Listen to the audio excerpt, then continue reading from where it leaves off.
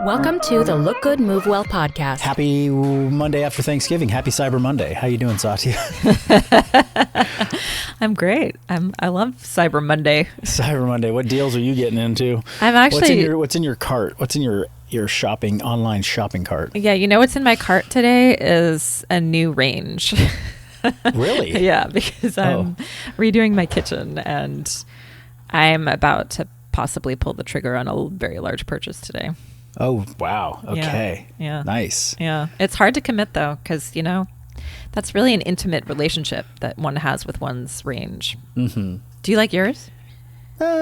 It's okay. Uh-huh. Yeah. It's very pretty. I mean, our kitchen, like when we moved into our house, like the range is like this beautiful Viking white range, but like it's more showy than it is like really functional, I think. What would make it more functional for you?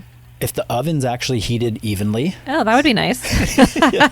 If like there's like, I think like the gas stove tops are like, they're totally adequate. They're fine. And it's big, which I like. But then there's like the grill section. Yeah. Which I'm like, that thing is just kind of. Taking up room? It's just taking up room. I don't think you have a grill. We have a grill. Yeah. I don't know. Anyway, I should not be complaining about this. It heats First up world the problem. Yeah, totally. I just use the microwave mostly, so let's be real. Okay. Microwave burritos all day, every day. That's right. What's in your cart? What is in my cart? Huh. Okay. I have literally just been, it's like not even a very expensive purchase. And it's also like 40% off or 50% off. But like, I've been on the Manscaped website. Oh, yeah. I'm familiar. As a marketer, I'm familiar. Manscaped, looking for some, combination of hair grooming. Some personal grooming products. Some personal grooming products and tools. Gotta keep it clean. I gotta keep it clean. That's it. Since I started, growing out a little scruff on my face, I was like, I need a little beard trimmer. I need the little stray nose hair trimmer thing. Yeah. Anyway, so that's. I think that's the extent. Treat yourself. Treat yourself. I think I just got a walking pad for my office at home, and the thing is so great that I'm like, oh, maybe they have a Black Friday sale on that. I get a second one for this office in the gym. Oh, good idea. Just walking everywhere. Right. Yep. So anyway, we just had the holiday weekend. Visited my family down in Carmel. That's right. And struck up an interesting conversation with my sister-in-law about fitness. I think it kind of inspired our conversation that we're going to have today. Yeah, and I love hearing fitness through the lens of real people who have their own particularities about it. So I'd love to hear more. Yeah. Well, I mean, my sister-in-law, my brother my brother's 16 years older than me. So he's 50, he's going to be 57 this year. And I think she's 50, let's see, last year was like her big 50, maybe she's 50, I think. We did her 50th birthday party last year. So their kids are a little bit older. Their youngest is in high school. Their two older ones are in college. So this is kind of just a different season of life, like a couple more years, they're going to be empty nesters. And going back all the way to like when I first started in my coaching career, like 15, 16 years ago, they had like gotten my advice and help and support on coaching them. And it's so funny, like what I was doing 16 years ago to coach them, like I was having them do like CrossFit workouts in the backyard and like told them that they had to go like hardcore paleo. And like, I was just, that's what I knew at the time.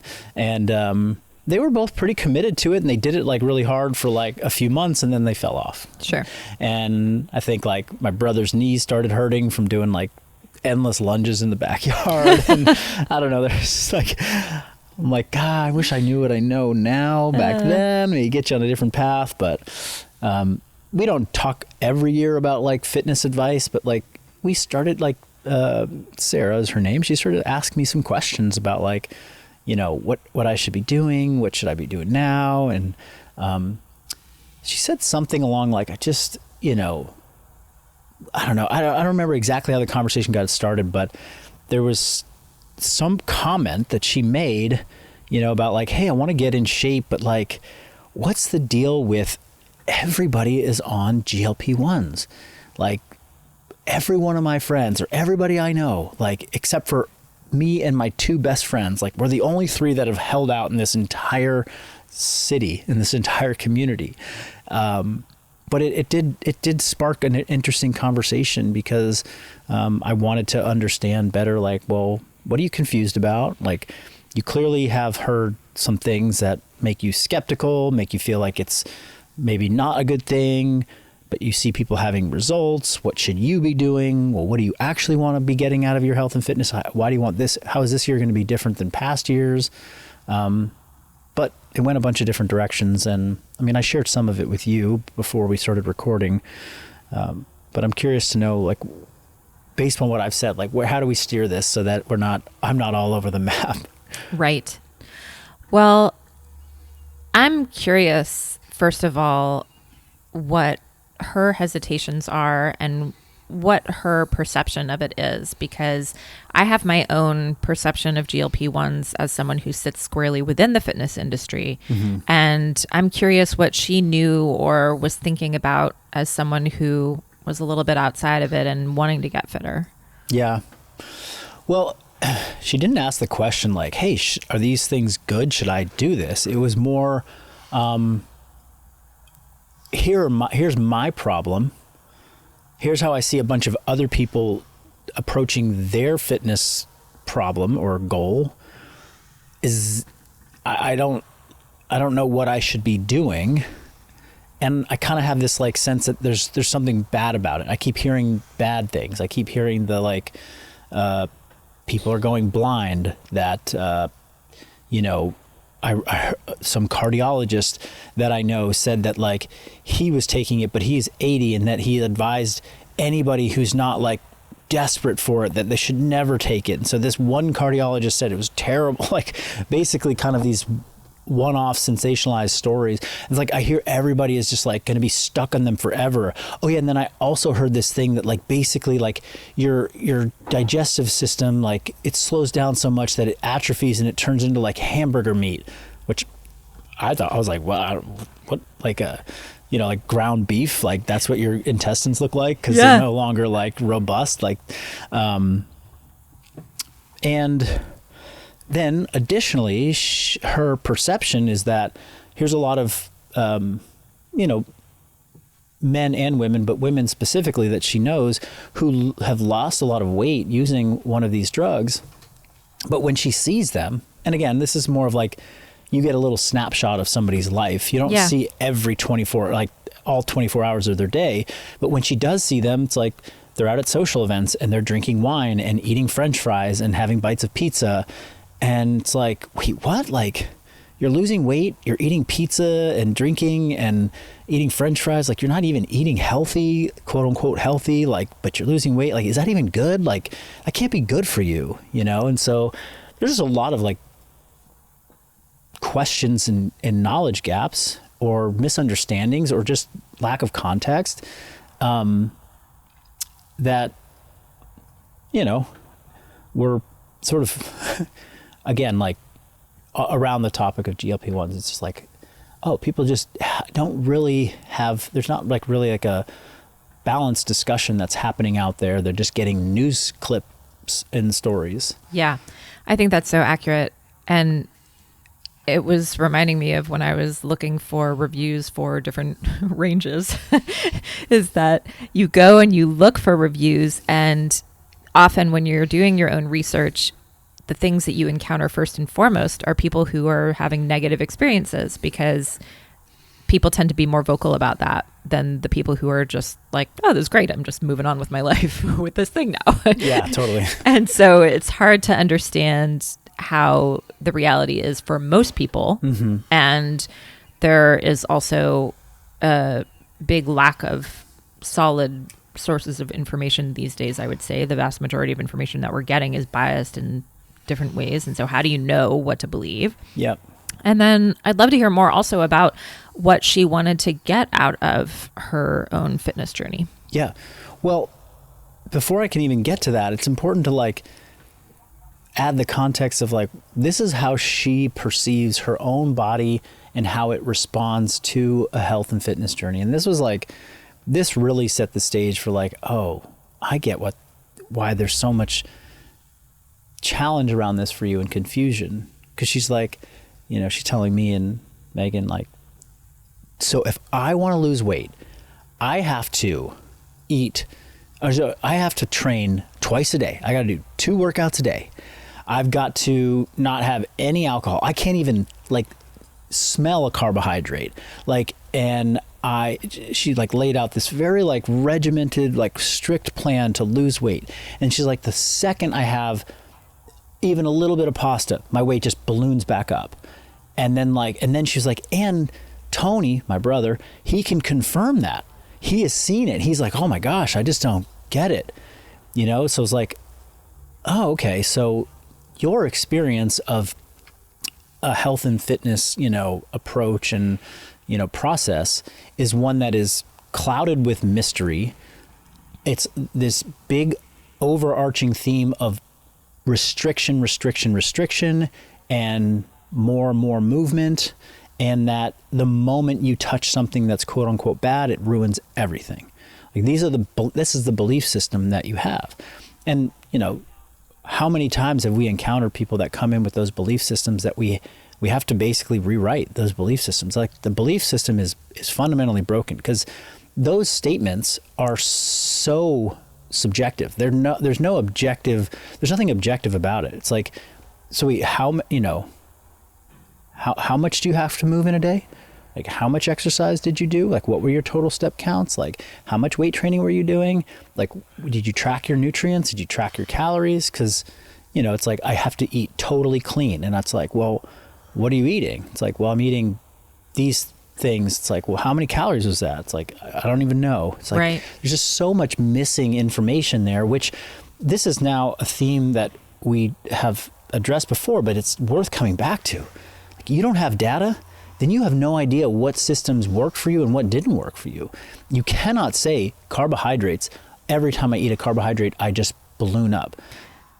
I was also going to add that there's also confirmation bias with the people around you who are feeding information back to you based on their own subjective judgments of things. Yeah. And if all your friends think that eating carbs makes you gain weight really rapidly, then that's only going to be confirmed within your peer group. Yeah, absolutely. So then it's if she's coming from a place of like, man, in order for me to lose weight, I have to do this thing that feels impossible. And not that she said that like she wants to like lose weight as her number one goal, but if that's part of her goals and she's seeing people lose weight doing this, then there's probably a conflict. And I'm not saying this about Sarah, but I might be saying this about other people who have like, I've heard being outspoken against GLP-1s.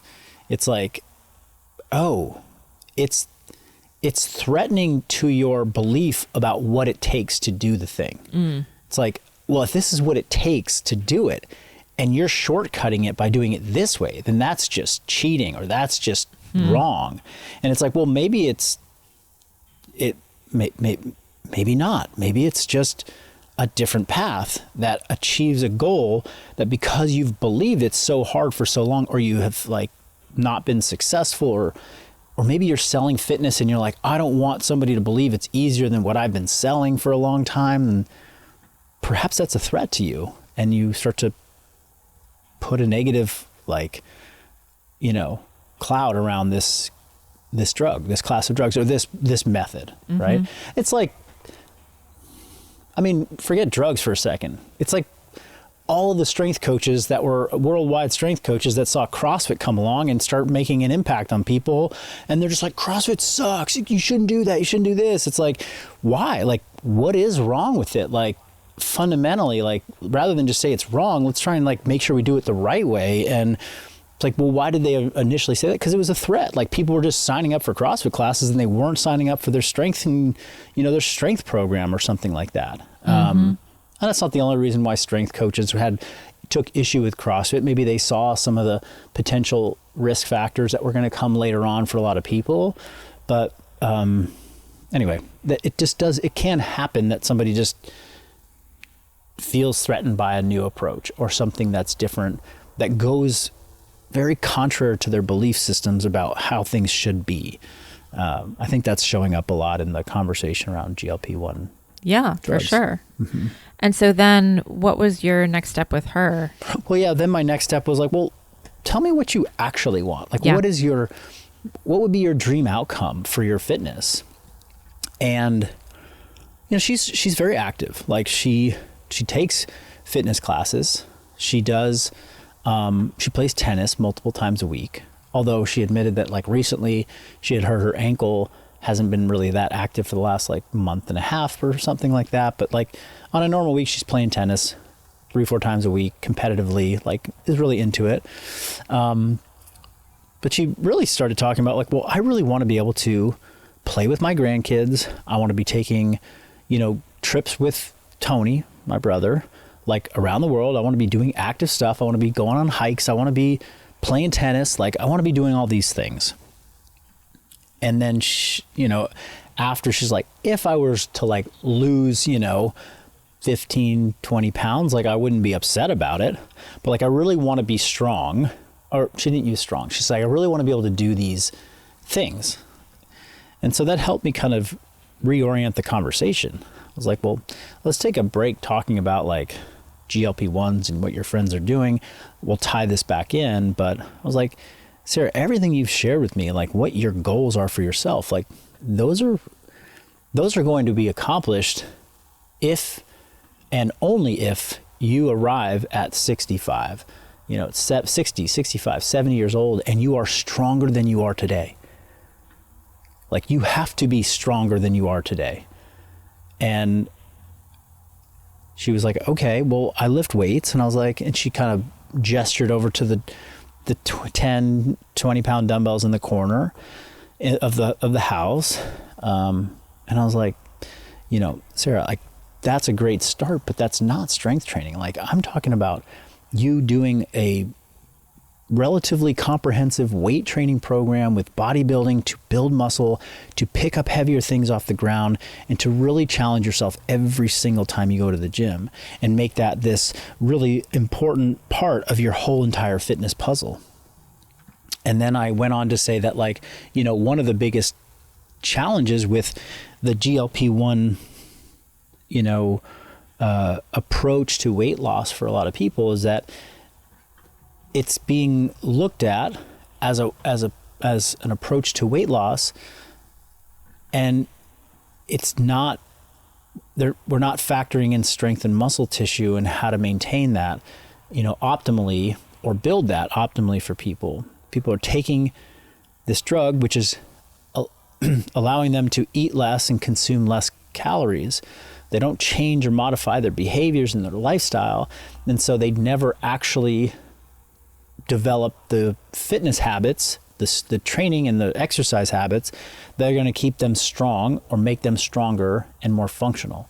So if I gave you, Sarah, a GLP-1 today and you changed nothing else, you would lose weight. There's a very high likelihood that you're going to lose weight. Are you going to be stronger? Are you going to build more muscle? Are you going to have better range of motion in your joints?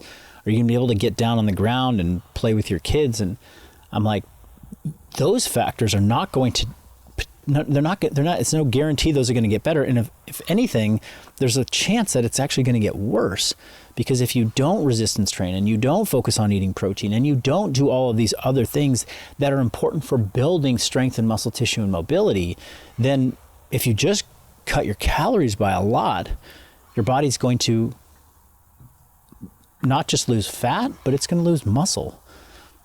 At which point I told her, I was like, your muscle is like a high performance car, and your body fat is like, you know, a very inexpensive, you know, 10-year warranty Kia. Like, you don't have to put a lot of work and maintenance into keeping the Kia up, but you got to take the high performance supercar to the mechanic like every other week. You got to put a lot of care and time into it. So if you don't have a lot of calories coming in, which is like your, it's the currency by which you're fixing your two different cars, right? Like you're going to fix, if you don't have a lot, then you don't have enough to spend on fixing the supercar. So your body is just going to get rid of the supercar or the muscle tissue because it's so expensive and costly to maintain. And so that's what ends up happening for a lot of people who just cut their calories a lot and they do a bunch of cardio or they don't do any exercise, is that muscle mass just starts to wither away. And it doesn't happen overnight, but it happens over months and months and maybe a year or 18 months. Somebody's lost 30 pounds and they look visibly like they have gotten less muscle. They look more frail. I mean, she used the words like some of my friends or people I know, they look frail. Yeah. And it's like, okay, well, they're frail at 50. At 60, that is going to be way worse. At 70, that's going to be like life-threatening. And so what should we focus on with you, Sarah? It's like, well, we got to get you strong. Let's get you really strong. Let's teach you how to be strong, how to eat protein, how to get your steps in every day, and just track those things and get really good at that. And, that for a lot of people, if they really focus on that, gets them to the body composition goals that they've always wanted. And nothing else has to happen. But let's say you do that for 6 months and you learn how to strength train. It becomes a part of your routine. You're 3 times a week in the gym. You know how to lift. You know how to push yourself. You know how to follow a program. You know what 140 grams of protein looks like on a plate every single day, and you never miss. And you walk 10 to 12,000 steps every day. You never miss. Like if you've done all those things and 6 months goes by and you are still 15 pounds overweight and you really haven't figured out how to manage your appetite and the stress of life, then maybe we have a conversation about taking a low dose GLP-1, and that helps you to overcome some, food noise, some emotional and cultural attachments to eating, to, social circumstances that you can't avoid and you don't want to avoid. Like maybe it helps you in this other way, and perhaps that additional 20 pounds of fat loss that you have on top of the muscle that you're building puts you it improves your health markers even more, because now you've lost another 7 or 8 pounds of visceral body fat by being able to manage your calorie intake better. And so that is an ultimate win for your health outcomes. But it came on the back end of you learning how to do these first things really, really well. Yeah. We have several clients on GLP-1s. Yeah. And what has been your approach with them on having this conversation?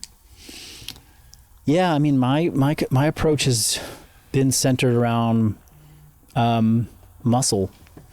Just like you have to, I've used language which might be a little bit too much to say, but it's just the language that I'm using. It's like, if you want to do this responsibly, then you have to focus all of your energy on building and maintaining muscle.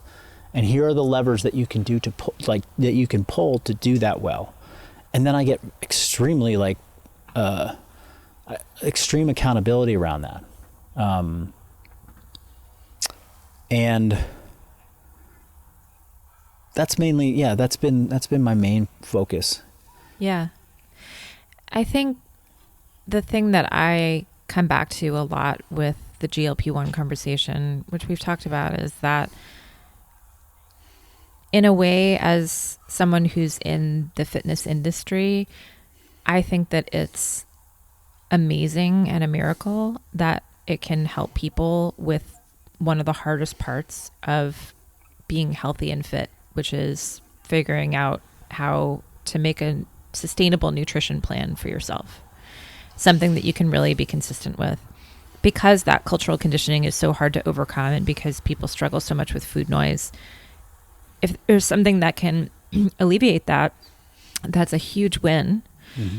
And you're so right in that either way, whether someone's on them or not, being strong is a better indicator of health than being skinny. Mm-hmm. And I think that as this plays out more and more, there's still what feels like a losing battle culturally of being skinny is the thing that people are seeking rather than being healthy and strong. Yeah. And so the GLP-1 is like the miracle shortcut to achieve the skinny outcome while making hardly any changes. Some people do find that they crave less alcohol and other things. Yeah. But overall, there's nothing that you really need to do to get that outcome once you're on it. Yeah, exactly. I mean, yes, it's, and I think just to like maybe say what you said a different way, it is this, it's a miraculous medical finding or science, pharmaceutical finding to basically be able to replicate a system that we already have inside of us. We produce this compound, but we've isolated it, been able to produce it and administer it at dosages that are, by the testing safe and effective to just reduce people's appetite, which you reduce somebody's appetite enough, they won't eat that many calories. And so the thing that we have solved with this is just calories in, calories out, energy balance. It's the only thing. There's nothing else that it's solving, although there's now some additional research coming out that it might have some benefits in other organ systems, health benefits. But let's just say the main thing that we're seeing is that, like, it just makes you eat less. And if you eat less, then you consume less calories. And if you consume fewer calories than you burn on a given day, guess what? You lose weight. And so if you've got this whole spectrum of people, like, generally losing weight has good health outcomes for people, even if you lose some muscle and some fat, right? But it doesn't teach you, it doesn't teach you how to eat healthy. It doesn't. It teaches you how to eat less. So you can just keep eating McDonald's, you can keep eating, whatever you want out there, and you just eat less of it and you lose weight, which for somebody might be a great thing. It's like, cool, like, I can keep eating all the foods that I love, but just like I don't have an appetite for them anymore, so I lose weight. Some people report that, like, they've lost like that excitement around food, like food just doesn't excite them anymore. So they've kind of lost that, which can be problematic for certain people. But then people are like, well, am I going to be on this drug forever? It's like, well, yeah, if you change nothing about your behaviors, then the moment you stop this, you're going to go right back to, if you're eating hyperpalatable foods all the time, you're just going to end up eating more of them because you're going to have more of an appetite. So there's an opportunity to simultaneously, like, use this as a kickstart to get you to have better, health behaviors. But it's not guaranteed that that's going to happen for people. It's not going to get you stronger.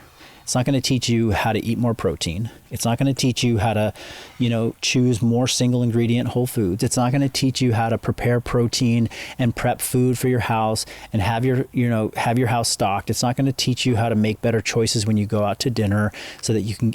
And honestly, what I have seen is that with people, like, and I have clients, so I'm asking them to, like, we track their food still. We, watch their exercise, their training. And what I find is that, like, man, their appetite is so suppressed that they're having a hard time getting 50-60% of their body weight in grams of protein a day. So it's like, oh, wow, like, they're really driving. So we have to, like, how are we going to get you more protein in your day while keeping, while not force feeding you when your appetite is basically gone. Yeah.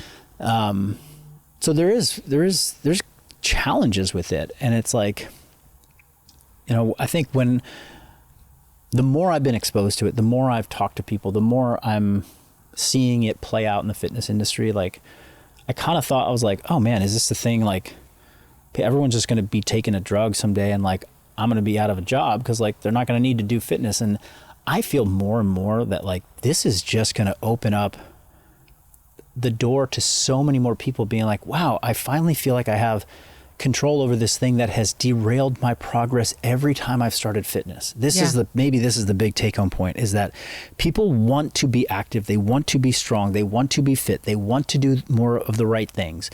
And they get few weeks into a program, they get 6 weeks into a program, and they just lose the appetite control battle, and they binge or they eat off program, and then they just say screw it and they quit. And it's like, if we can pair that and people still want to, like, they're like Sarah, who's like, I want to be 50, 60, 70 and strong. Like, let's go. We can teach you that. And now you feel the compounding motivation and, of seeing wins early on.